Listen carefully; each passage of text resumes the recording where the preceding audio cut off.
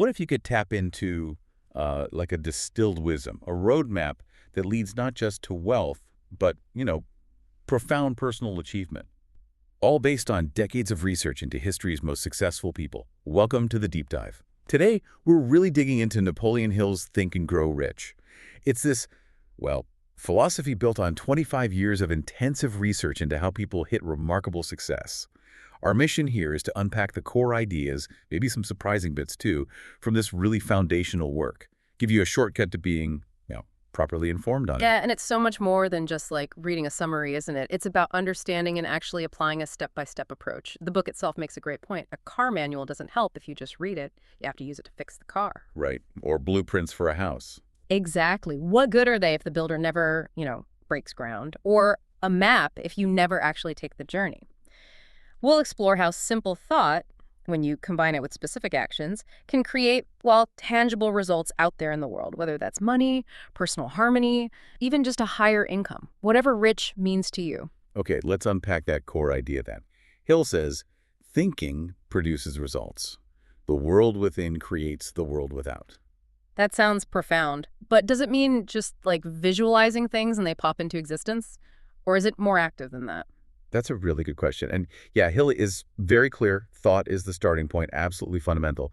But he argues that focusing only on where you are now, which is just the result of past thinking and actions that won't change your tomorrow. The only way to change tomorrow is to focus your present thinking according to his 13 principles and then, crucially, act on it. I mean, he did 25 years of research, so you don't have to. That's the whole point. Right. He did the groundwork. Exactly. He's basically handing over this treasure map, this gold mine of knowledge. Yeah. But you still have to pick up the shovel and dig. Action is key. Action is non-negotiable. Yeah. Got it. So the first step on this map, the starting point, Hill calls it definite desire. The book kicks off with that amazing story about Edwin C. Barnes. He didn't just want a job with Edison. No, not at all. He wanted to work with him, to be his actual business associate. That's specific. And he shows up looking like, the book says an ordinary tramp. But there was something in his eyes, that raw determination. It's incredible. And his persistence before he even got close. Working for months in jobs that seemed unimportant, but all the while, he was just intensifying that desire, letting it become like an all-consuming obsession. Right. And his big break. It wasn't obvious. It was this queer-looking machine, the Edison dictating machine, the Ediphone. No one else was really excited. But Barnes, because of that burning, definite desire, he just knew he could sell it. He saw the opportunity and grabbed it. That really connects to the whole burning bridges idea he talks about, like Cortez. Oh, yeah, the Cortez story is powerful. Burning his ships before the battle, telling his men, look, the boats are gone. We cannot leave these shores alive unless we win. We now have no choice. We win or we perish. And they won. That absolute commitment. No plan B. Hill says that state of mind is essential to success. You have to be all in. Definitely. But starting strong is one thing. The path isn't always smooth, is it? Not at all. Which brings us right to persistence. Because you're going to face setbacks, what Hill calls temporary defeat. There's that story about R.U. Darby, the gold miner. He quit just 3 feet from gold. Can you imagine? Painful. He sells the machinery. The next guy brings in an expert, moves over 3 feet, and strikes it rich. But Darby learned. He took that lesson into selling insurance, developed stickability, and became a top seller. So how do we build that resilience? Well, Hill's point is that temporary defeat should only tell you one thing. There is something wrong with your plan. Not your goal itself, just the plan. Ah, okay. Adjust the plan, not the desire. Precisely. And there's another great story in the book about Darby's uncle and this little kid, a sharecropper's child. She just kept demanding 50 cents. The uncle refused, got angry, even threatened her. But she just stood there, unwavering. Huh. What happened? In the end, the uncle just gave in, conquered by her sheer, simple resolve. It shows how powerful that unwavering focus can be. And you see it in famous people, too, like Fannie Hurst getting 36 rejection slips from the Saturday Evening Post before they finally bought a story. Yeah. Then she became huge. Or Kate Smith, forcing Broadway to listen by just performing relentlessly, even for free, until they couldn't ignore her anymore. So Hill's message is clear. Persistence is a state of mind, therefore it can be cultivated. It's something you can develop. Absolutely. It's a skill, a mindset you build. Okay, so we have definite desire, we're building persistence. What's the next ingredient in this success recipe? Hill introduces faith. He calls it the head chemist of the mind. That's quite a description. It really is. He says it can be induced or created by affirmation or repeated instructions to the subconscious mind using autosuggestion. Yeah, the head chemist metaphor is brilliant, isn't it? Oh. Faith is like the catalyst. It takes your thoughts, your desires, and helps transform them into, well, physical reality. He explains that thoughts need to be emotionalized, you have to give them feeling, and then mix them with faith. That's when they start translating into their physical equivalent. Emotionalized. Yeah. So it's not just intellectual belief. No, it's deeper. Think about Mahatma Gandhi. Hill argues he had more potential power than any man living at the time. How? By planting his faith, his vision into the minds of millions. He achieved politically what military might couldn't. That's incredible power. It really makes you think, doesn't it? What could you achieve if you cultivated that kind of deep, unwavering faith in your own definite purpose? A powerful question indeed. Okay, so you have the desire, the persistence, the faith. How do you actually create the plan? That leads us to imagination. Hill calls it the workshop, wherein are fashioned all plans created by man. The workshop. And he makes a distinction, right, between synthetic imagination. Yeah, that's like rearranging existing ideas like most inventors do, putting known concepts together in new ways. And creative imagination. Right, that's the more mysterious one. Direct line to infinite intelligence, he calls it, where you get those flashes, those hunches, and inspirations that seem to come out of nowhere. So how does this workshop, how does imagination actually build wealth? He'll give some amazing examples, like Coca-Cola, the enchanted kettle story. It started as just an idea, bought for, what, $500? Wow, just $500. And now it pours out continuous streams of gold. It built institutions, employs countless people, all from one idea sparked in someone's imagination. And the preacher's sermon? Oh yeah, the $1 Million Sermon. An idea he'd been nurturing for nearly 2 years. He shared it, and boom, a huge donation for a tech institute.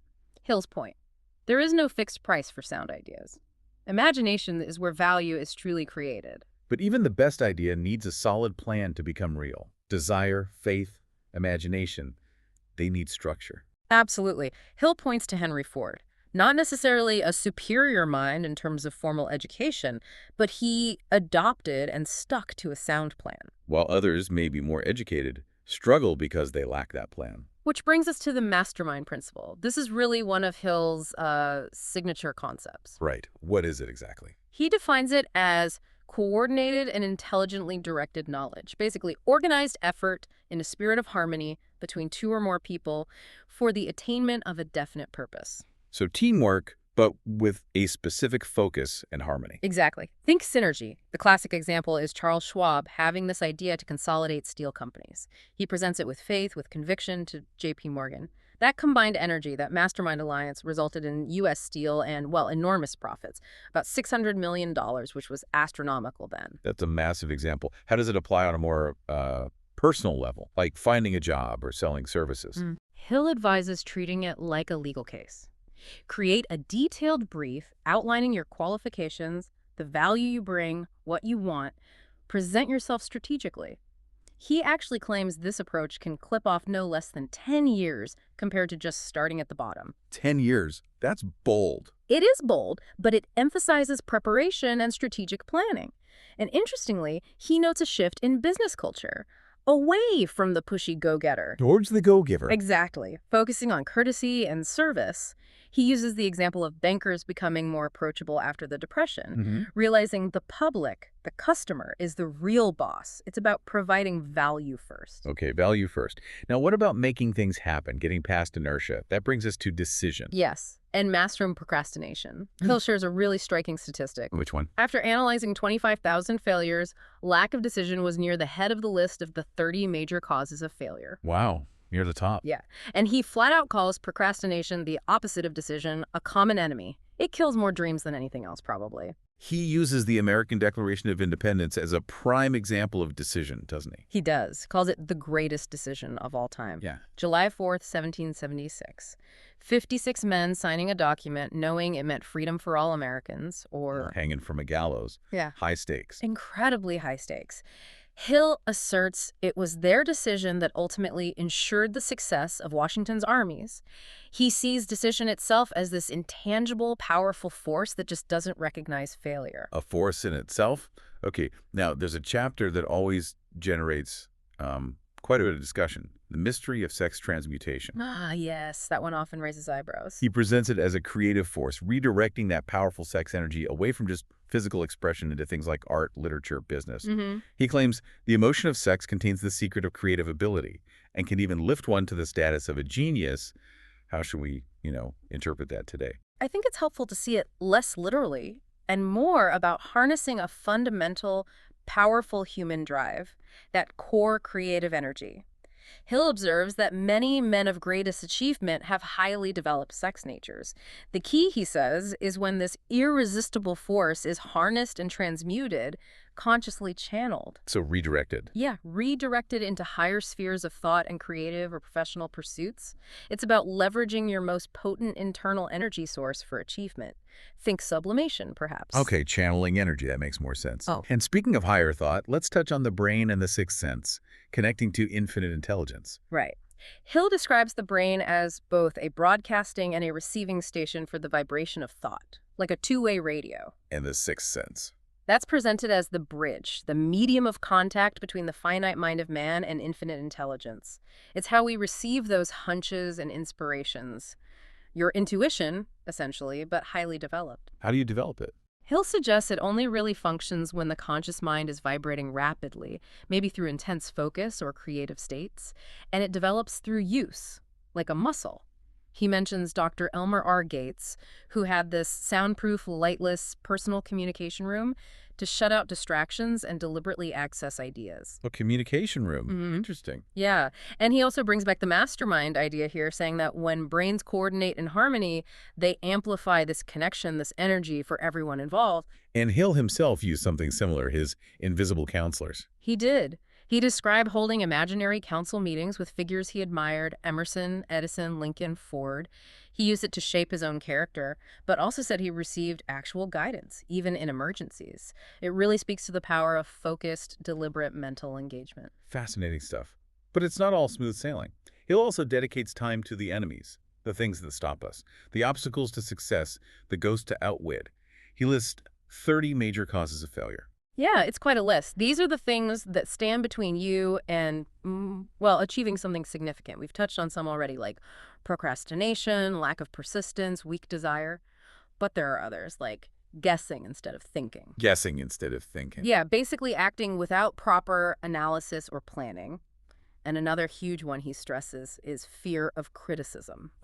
Worrying what people will say. Exactly. How many great ideas or plans get shelved just because someone's worried about negative feedback or ridicule? He really pushes for honest self-analysis to spot these weaknesses in yourself. And he drills down even further into fear, identifying the 6 basic fears.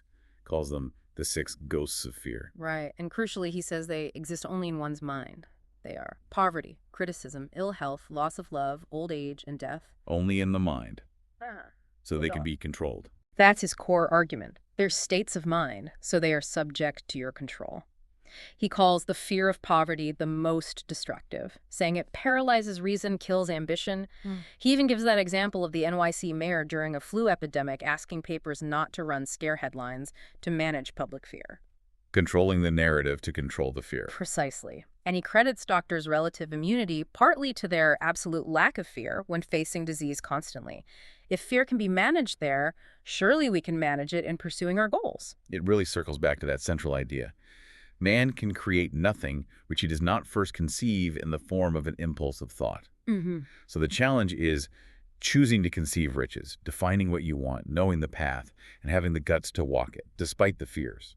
And there's one more subtle evil he warns about beyond the main fears. Number 7, indifference. Indifference. How's that an evil? He says it's dangerous because it's subtle, more deeply seated. It creeps in when you are not aware of its presence. It can sap your motivation slowly.